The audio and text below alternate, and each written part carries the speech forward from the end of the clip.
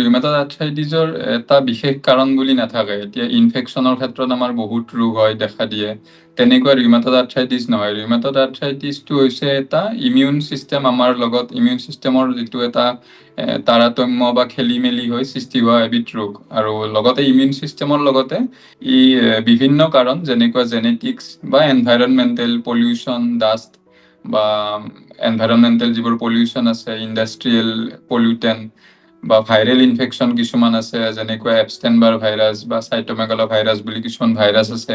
সেইবোৰৰো যদি কিছুমান ইনফেকশ্যন হৈছিল কোনো এটা সময়ত, সেইবোৰৰ ক্ষেত্ৰতো ৰিউমেটইড আৰ্থ্ৰাইটিছ হোৱাৰ প্ৰৱণতাটো অলপ বাঢ়ি থকা দেখা যায় জেনেৰেল পপুলেশ্যনৰ তুলনাত।